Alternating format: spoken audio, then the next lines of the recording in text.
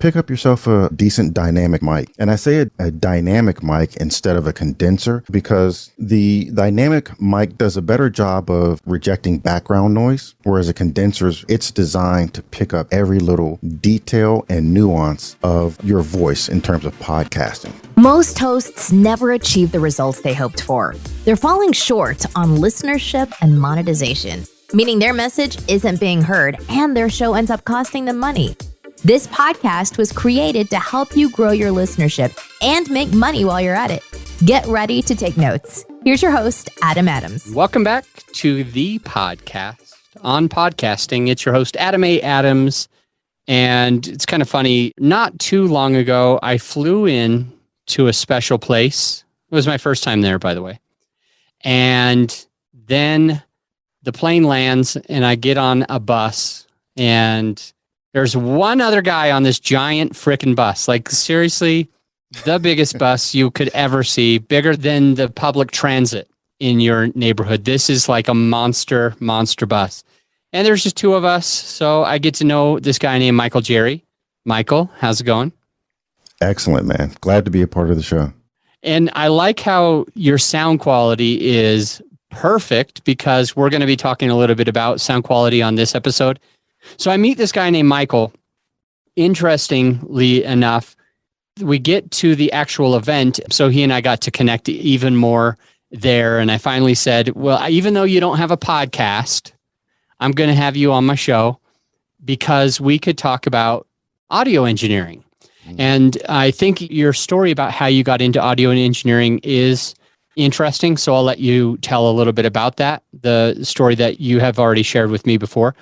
But I do want to mention, at least to the listener, that today we're going to be talking a little bit of terminology that many audio engineers know tons about. If you're one of them, you might not learn anything, and you might.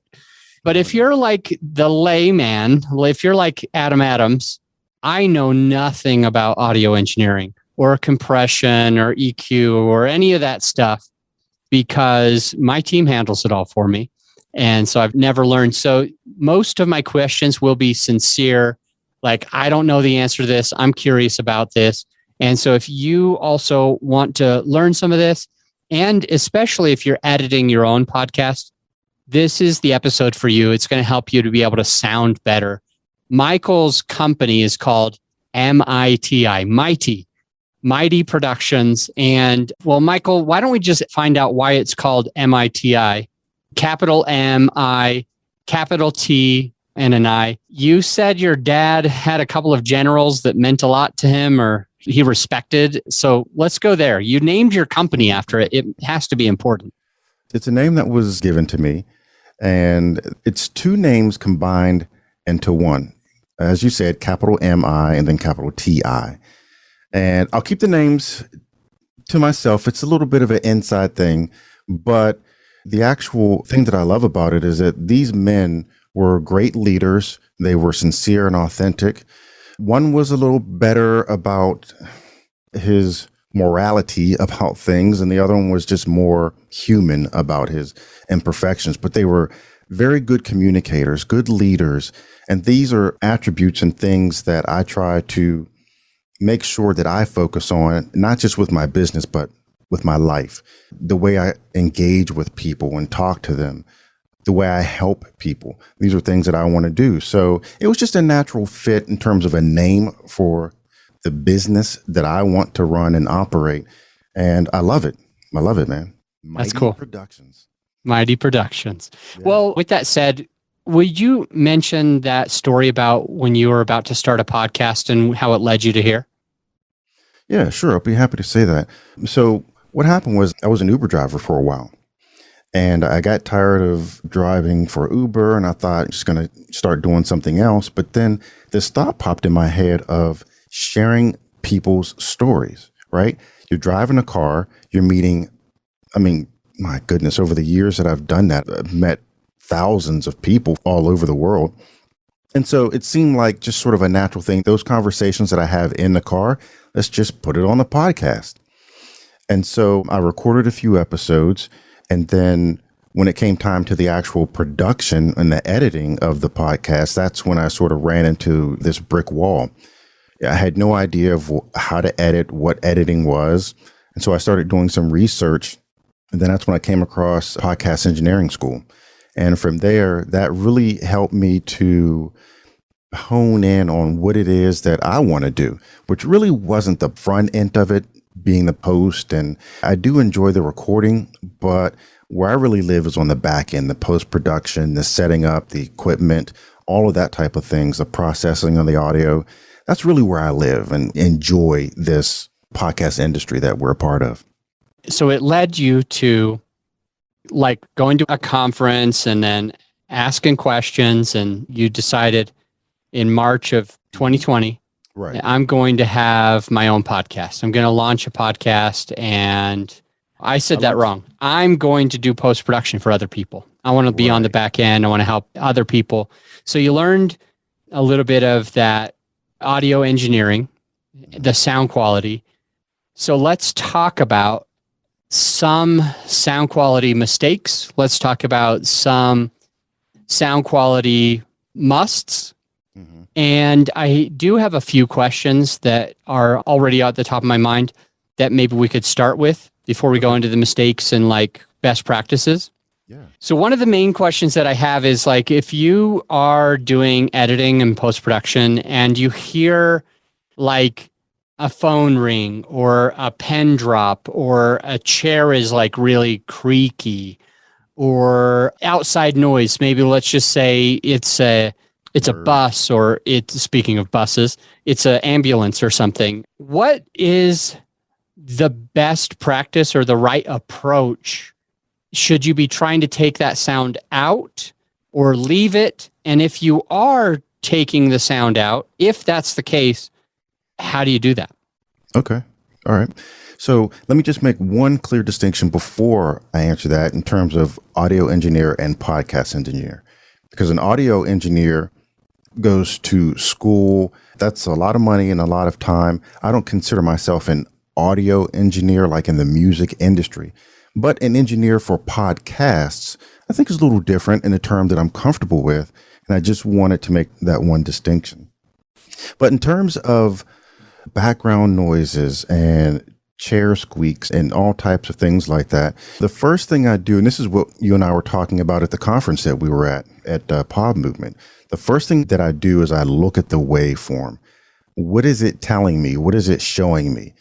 Specifically, to answer the question though, yeah, those things, if they're not meant to be a part of the show, you want to remove those or attenuate them as best you can.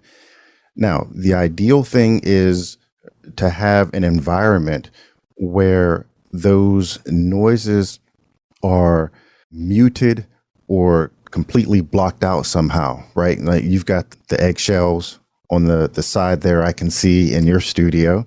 And so that's going to help block some of the background noises and especially those lower frequencies that could be coming in from outside of windows, right? The cars and the buses and things like that.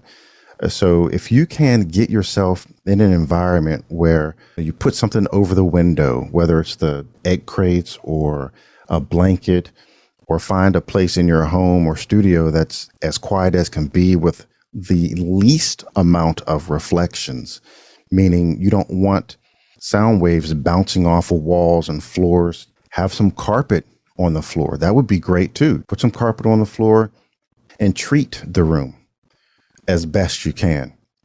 That would be my first recommendation. And then the next recommendation is pick up yourself a decent dynamic mic. And I say a dynamic mic instead of a condenser because the dynamic mic does a better job of rejecting background noise, whereas a condenser, it's designed to pick up every little detail and nuance of your voice in terms of podcasting, right? They do pick up a lot of detail. So a dynamic mic is going to do a better job of rejecting background noises. For example, we talked about the AC that I have on in my home. You can't hear it right now. I'm using a dynamic mic, which is helping. And of course, not having the gain up too loud. But those would be the first two steps towards having great audio from that standpoint. But again, in terms of things that you can't control, like I've got a squeaky chair. We all have squeaky chairs and just a cat or a dog or what have you. When it comes to removing those, I use a software called RX8, and it's just a phenomenal tool that I have for helping to remove those things. And sometimes, like I said, you may not be able to just completely remove it, but you can attenuate it. Okay. So how do you get rid of them? So step one, treat the room. Step two, use a dynamic mic, not a condenser mic. Step three, if something gets through, then treat it.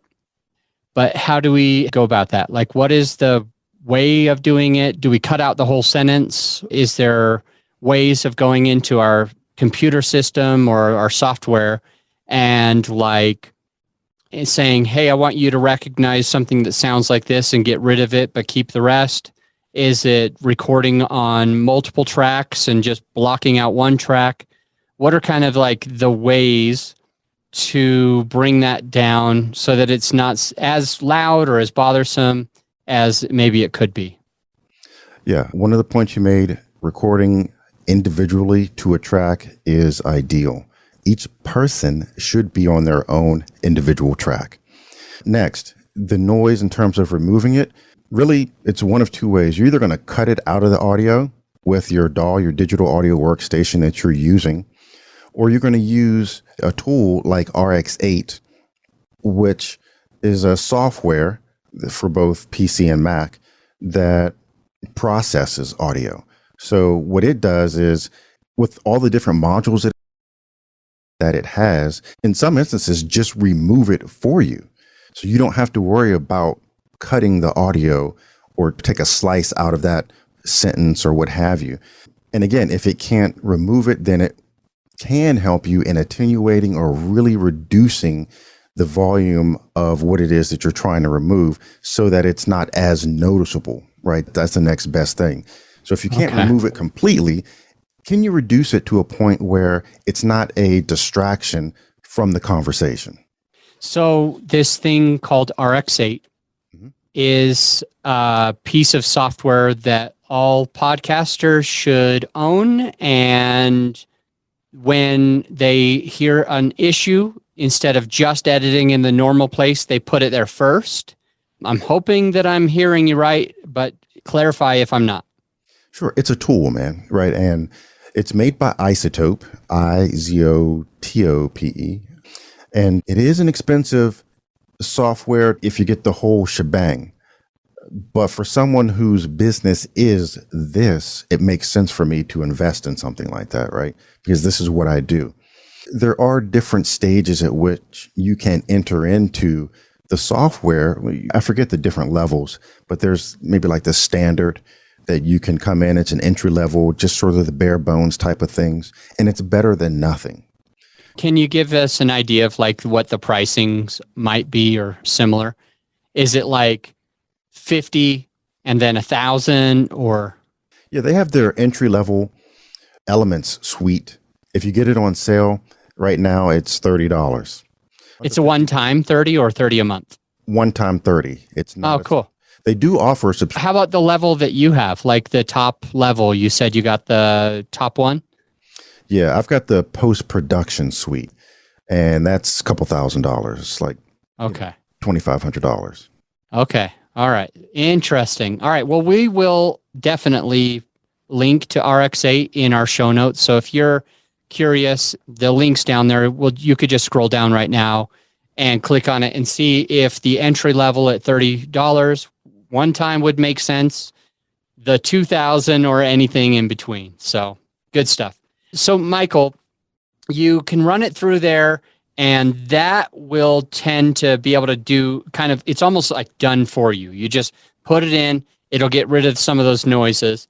You don't have to be an audio engineer to get some of that stuff done because the software can help a lot. Absolutely. Okay, cool. All right, so number one, treat the room. Number two, dynamic mic. Number three, RX8. That'll be in the show notes. Let's talk a little bit about compression and EQ and what you should be focusing on. If somebody's editing for the first or maybe second or third time, what does EQ mean? Where do you find EQ? Why does EQ matter? Same thing with compression, if you don't mind answering those two questions. Sure, happy to. All right, so equalization, right, is merely a process of modifying the voice. Since we're talking about podcasts, I'm just going to talk about voice, right?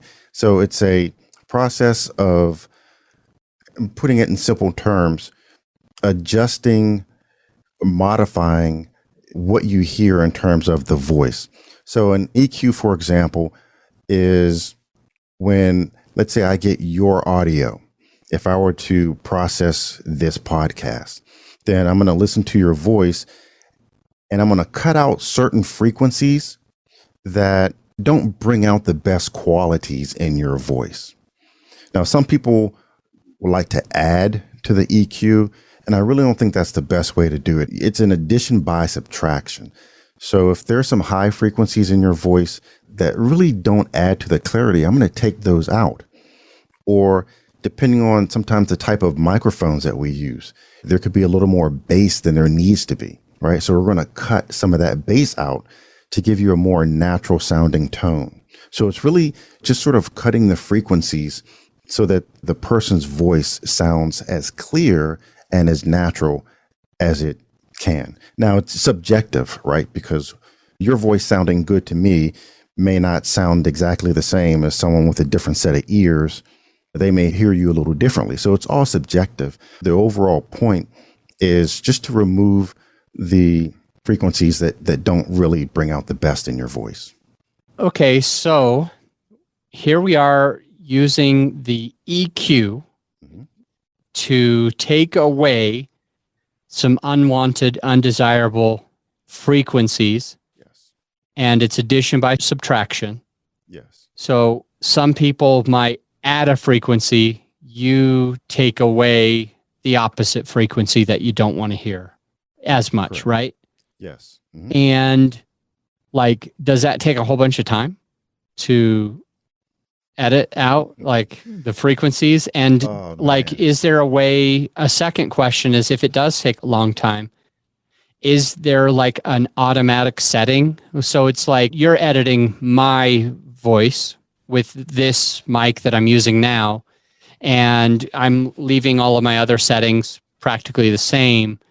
So then every time you edit my podcast, do you just be like, here's Adam Adams settings? I'm just going to click the button that goes to Adam Adams settings. It automatically gets rid of what I didn't want on past recordings to make it easy. Or is it that you have to do it every single time? Because I highly doubt that you could just like have a setting for any man's voice or any woman's voice. You would almost probably have to do this individually, but I'm hoping that you'll say you can just kind of get a setting for your voice and then get a setting for like most of your guests and start from there, like a template. Yeah. Absolutely. So with my regular clients, they all have settings, right? So I've already EQ'd their voice and I know that this is what I'm looking for. Now, sometimes you're going to have to go in and tweak it. And that's a case-by-case basis, and you'll know because once you have that relationship and you've heard the voice several times, you know when something's a little off and you may need to tweak this or that. And sometimes the cable could be bad or just different stupid little technical things can happen. So yes, you can have a setting for each of your clients. Now, let me just say this. You have to decide how deep you want to go into this. If you're a podcaster, do you really want to spend the time on the back end, or do you want to focus on just the front end in terms of the hosting and the being in front of the mic? It can take a lot of time to get the sound that you want. It's an art, man. I mean, for those of us that are really into this, when you ask, does it take a while to EQ? Well, the answer is, it depends, right? I mean, there are times when you're just in the zone and you hear the voice and you make the cuts that you need to make and you're good.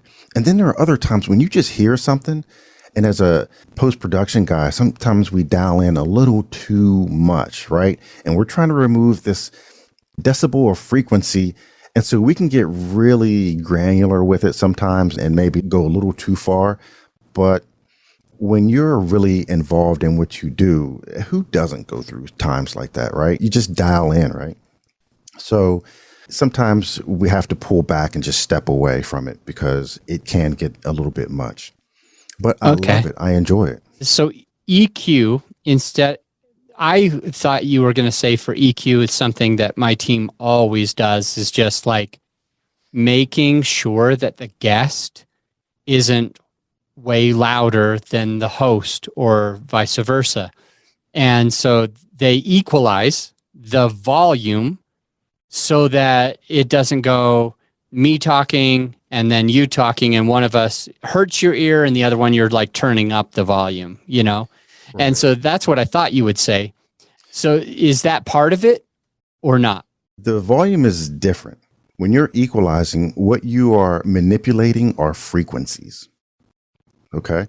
And I'll just sort of leave it at that without going too deep into it, but the frequencies of the audio or the voice that you hear, right? You may need to, like I said, cut out some of the highs, cut out some of the lows, the mids, the mid-range, but that's where you're focusing on the frequencies to get manipulating the frequencies to get the sound that you want. Now, when you have a person who's dynamic, as an example, you know, I could start talking like this and then I get really excited and, oh, but wait a minute. No, yeah, here. But then, oh, wow, this was super magnificent, right? So someone who's like that, who goes up and down in their tone and how they speak, is a dynamic speaker. And so compression can help to level that out a little bit so that you don't have that wide range of highs and lows, and the person who's listening to your podcast in the car or in their phone has to keep adjusting their volume. That's not what you want. Compression is going to help you to bring up the lows and then bring down the highs so that it's not as dynamic. But it actually, the effect is that it sounds louder. Okay. So compression, how do you do it? Like, how do you go about doing what you just said? So with compression, there's several plugins that I have to help me with the compression so that, like I said, the highs and the lows are squashed so that they're not as dynamic. And it's just merely using the tools, adjusting the levels as needed so that it sounds good is the simplest way to put it. Yeah. Very interesting. So if your eyes are glazed over, you're like, that was horrible. Don't worry. You can just hire someone like Michael. He'll do it for you. And he loves it for some reason. If you're not looking, but he's got this giant smile. And because we're talking about compression, that's what we're talking about. And he's like, giddy. Yeah. Yes. So good deal. What other things, Michael Jerry, 2 first names, I love it. What other things? I guess here's where I really want to take this. I'm looking at common mistakes lots of people make, and I'm looking for best practices. If you don't mind ending today's episode with just diving into a few common mistakes you hear lots of people making that can be fixed, maybe even easily, and then a couple of best practices. Yeah, sure. Number one, like I'm going to probably reiterate some things that I've already expressed, but common mistakes, thinking where you're recording doesn't matter. It does. Think about the type of show that you want your audience to hear. If it doesn't involve outside nature, then don't record in an environment where there's a lot of outside nature. I've had a person in chat ask how to remove basically all the sounds of the birds and dogs, and he recorded this interview in a park. I'm thinking, don't record the interview in a park. Go somewhere else. Look, go to a library. I've done that. Some libraries have ISO booths. So environment matters. Microphones matter. And you don't have to spend a lot of money on microphones. You can get decent microphones for what you want, so that you're not picking up a lot of the noise that you don't want. You know, like we talked about, the chairs, maybe you're kicking your desk or something like that. So those are really the 2 biggest mistakes that I hear a lot from different podcasts. and choose your platform. For some things, when I say choose your platform, I'm talking about your medium. Like Zoom is great for a lot of interview style recordings, but when you want to take your audio level to the next level, then you have to get off of Zoom and start recording on different platforms like a Squadcast or a Riverside, which don't record in compressed MP4 files. Now, again, I'm just kind of nerding out here, but when you go from compressed to WAV files, that's going to give your post-production team, your podcast engineer, more detail to work with, and they can do a much better job of enhancing the audio. So if you think of it like this, like we're all familiar with pixels, right? When it comes to cameras. So the more pixels, the better, the more detail you can see, the less pixels, more blurry it is, right? Better the resolution. Well, compressed files that you get from Zoom are very low res, low pixelation. When you go to Riverside and Squadcast, now we're getting into the high res where there's a lot more detail and you can capture more of the nuances and details of the voice and draw out what you really want as opposed to the overly compressed files from Zoom. So again, it depends on the type of audio that you're satisfied with for your audience in terms of whether or not you use like Zoom or Riverside or one of those type of platforms. Those are the three biggest things that I feel make a big difference in terms of your podcast sounding as good or better than the next person's. If you think about those three things, where you're recording, the mic you use, and how you're recording, then that will really set the stage for what your audience hears. Awesome. So I should go back in history, and when I said Treat the Room was number 1, Dynamic Mic was number 2, and RX8 was number 3, we'll switch that and make number 3 being the recording platform, like Zoom or Squadcast or Riverside. And we'll make sure all those links are also in the show notes. But that should be number 3. You mentioned how Zoom ends up being like very few pixels, very low quality, and less to work with than if you were to use Squadcast or Riverside. That's why we've linked those up. So if you're listening and you want to delve into and understand these other platforms, most of us know what Zoom is. It became one of the most common, popular things in the world back in, what was it, when you started your company around that time, March April of 2020. So go check out what Squadcast is, Riverside is, and actually we have a third one that does the same thing. So if I can get my team to put all 3 links in there, they will all be there. Yeah, Zencastr, you got it. And then number 4 would be RX8. So after you've done all those other things, you're not recording in a park, you're using the right microphone, and you're using the right software to record it on, the right platform, then we want to make sure that we can use that RX8 for like some of those chair noises or random phone calls that we didn't anticipate. Good stuff. A lot of value, a lot of cool things. And how does the listener find you and get a hold of you? The best way to reach me is Michael at MiTi5audio.com. And that's MiTi, the number 5, audio.com. All of that will be in the show notes, so you don't even have to memorize if it's a number 5 or a spelled out 5. Just scroll down and click. Michael, thanks for jumping on the podcast today and pouring into me and my listener and kind of helping us to know some more better practices and mistakes that people have made. And you never know, I might switch from Zoom to one of these other platforms.